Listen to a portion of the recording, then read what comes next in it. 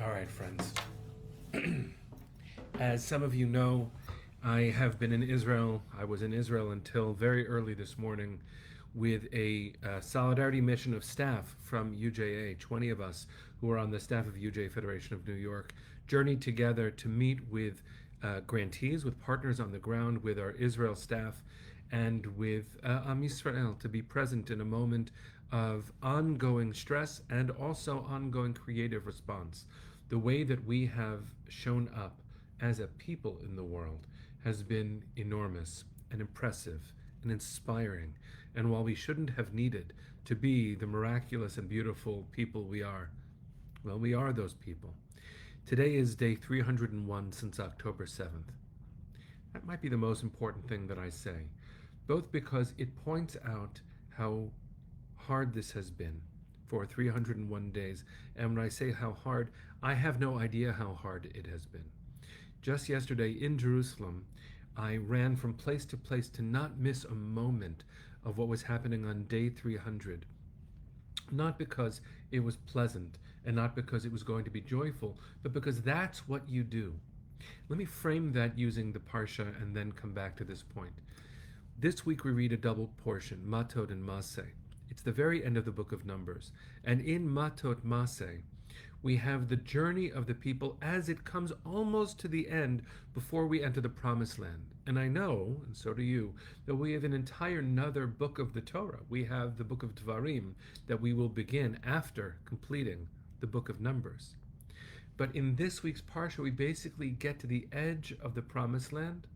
And then the next book, Devarim, will be the retelling of the story. And of course, how you tell a story matters. But what happens at the very end of this story, at the very end of our double Parsha, the book of Numbers, is very important. There is a moment where we are about to cross the Jordan, and all of a sudden, the tribes of Reuven and Gad and half of the tribe of Manasseh come to Moshe and say, "We do not want to cross the Jordan with you." And before I go anywhere with that, just let it in. 12 tribes have been traveling together for 40 years. Moses has been leading them every single day of 40 years through trials and tribulations, rebellion and disappointment, plague and assault. Through it all, Moshe has been leading them. And the point of this whole journey was to get to the promised land.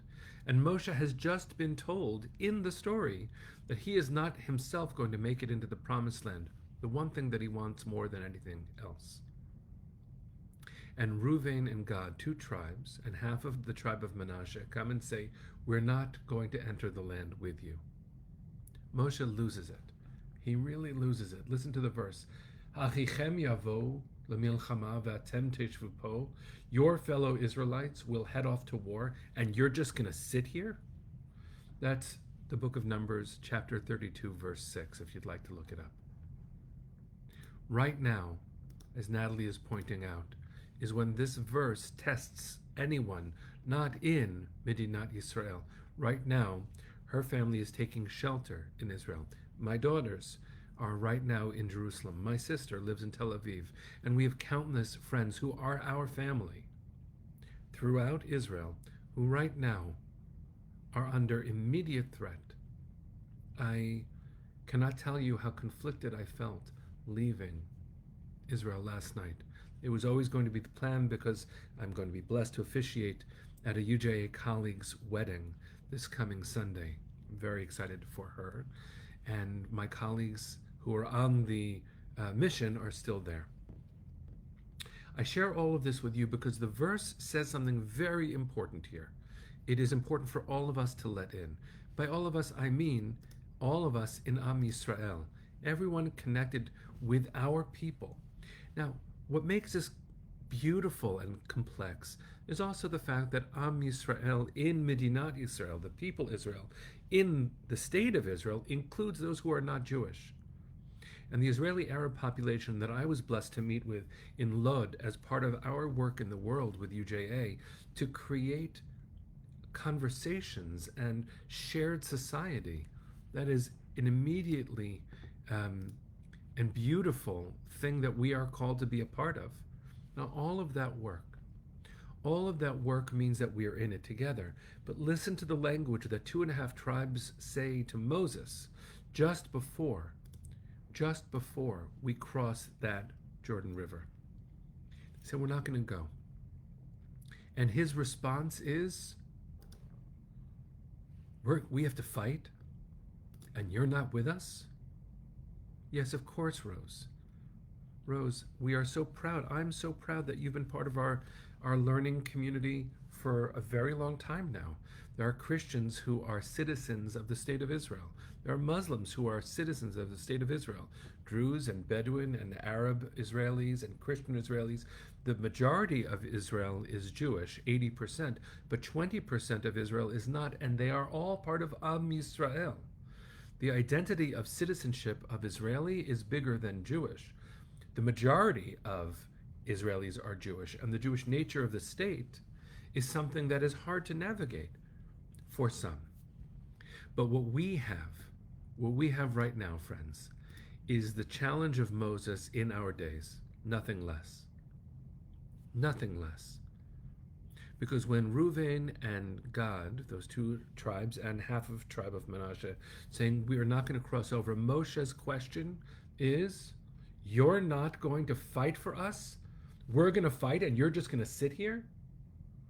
Now let me tell you that a much gentler version of that question was asked of me just yesterday, because among the stops that I made in Jerusalem, I was incredibly privileged, humbled, really, to be invited by my dear friend, Amanda Borschel-Dan, who's the deputy editor of the Times of Israel, to sit with her for a podcast that I believe is going to go public tomorrow. It'll be the daily briefing for the Times of Israel podcast tomorrow. And she was asking me to define what chizuk means. And the translation of chizuk is really complicated. It means strengthening, but that's not what it means, really. She was sitting as my beloved friend and someone who's lived in Israel since we met just about 30 years ago with her family, her 7 children. And she said, what does it mean for you to be here? You're there. Why are you here? And incredibly big question. And I said to her, and I'm saying to you the day after getting back, which is, it's no small thing. And by the way, as we're doing this, I just want to say that my colleague, Marissa, who's getting married on Sunday, I just gave you a shout out, my friend. I'm so excited to see you. Can't wait to share with you on Sunday. When Amanda asked me to explain what I believe the relationship between here and there is for us, I can explain it in a million ways, and one of them is that when I order coffee in Israel, the barista can say my name. I know it sounds like a small thing, but I grew up with a Hebrew name, and I am proud of my name. And many people in America cannot say it, but everyone in Israel can. And that means that I don't live in translation when I'm home. And even though I'm 4th and 5th generation American, my sister serves the U.S. Navy as a rabbi, as a chaplain. I'm very proud. My grandfather of blessed memory was a veteran of World War II, and I'm very proud. And I believe in the possibilities of America. But what I shared with her, and I'm curious how it came out, I couldn't listen in real time, I just wanted to talk with my friend, was that the conversation that I used to have a lot as a child, which was, are you a Jewish American or an American Jew? And we would have that it was just a back and forth. It was what a lot of people still talk about, but I remember being in stairways when I was a teenager, staying up till 2 a.m, and that was the big debate.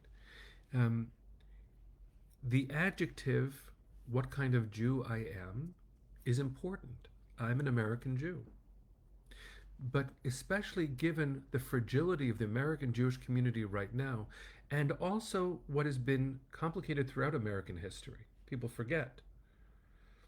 The Madison Square Garden during World War II was full of American Nazis.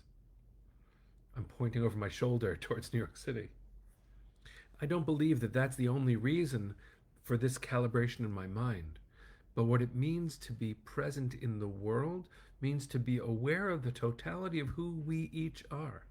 I'm not suggesting that my answer has to be yours, but it has become very clear to me that to the eyes of outsiders, and Rose, I want to say this to you in particular, you're not an outsider, you're an insider in this conversation. But speaking to those who look at the Jews, and there's something to this sentence, even the way it just came out. For those who look from the outside, we are all the same, here and there. The language of anti Zionists on campus this last year, and please God not this coming year, has been anti Semitism embodied, even if, and I said the language, even if some of the people doing it are Jewish themselves, because the narrative itself identifies the Jewish people as not having a rightful place on earth.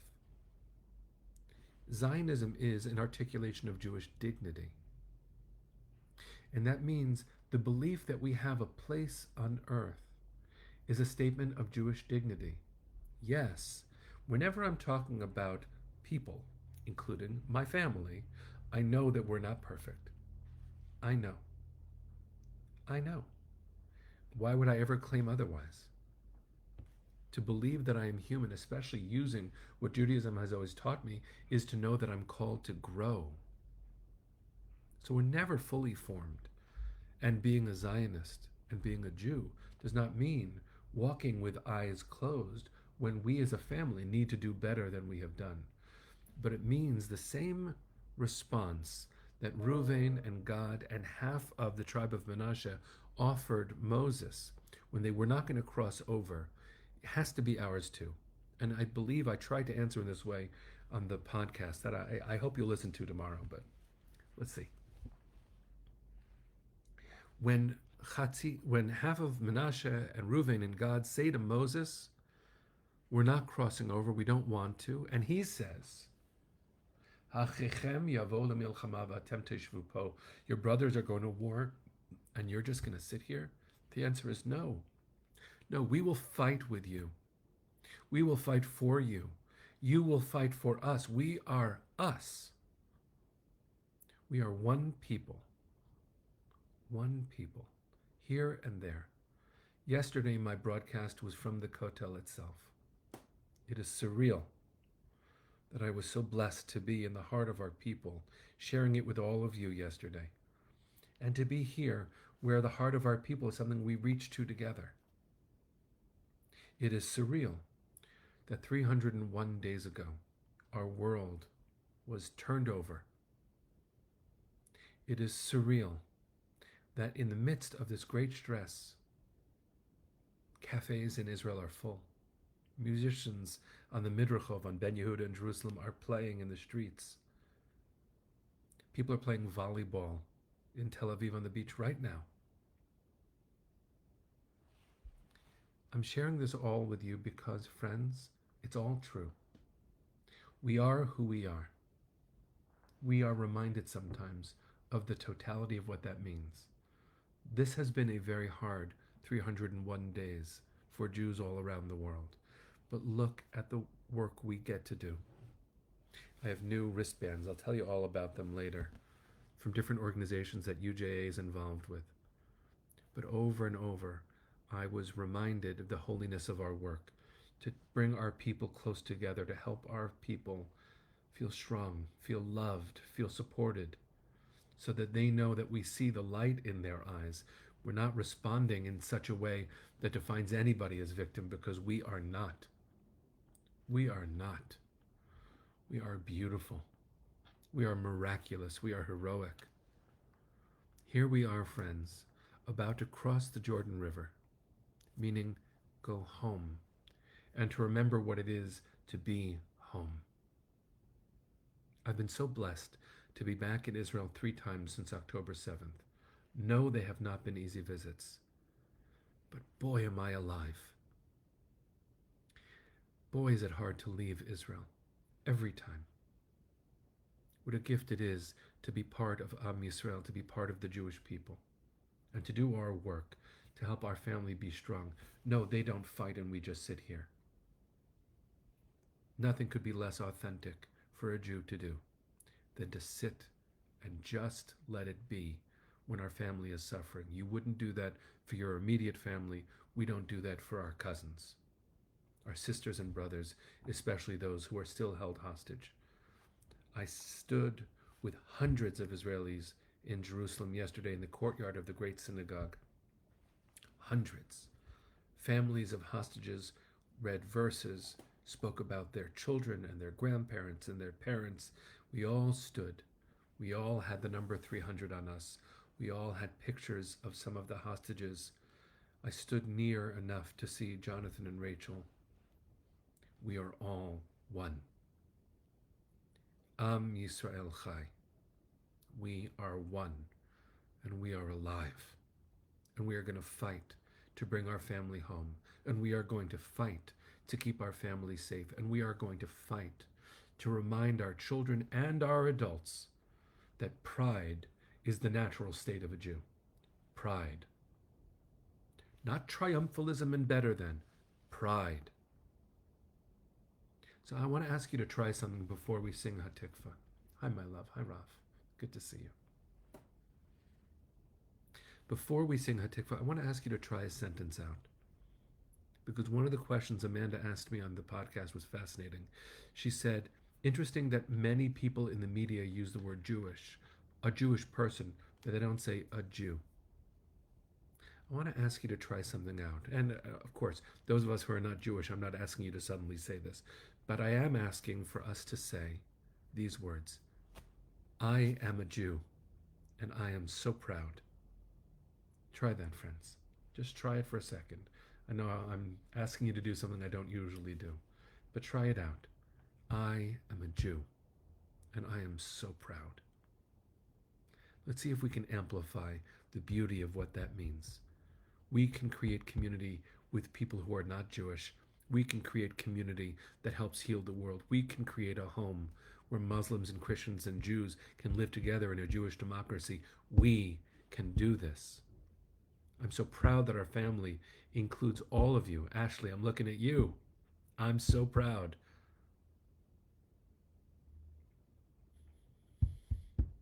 We got to learn to say this again. History has taught us that we have every reason to say it. I am so proud to be a Jew.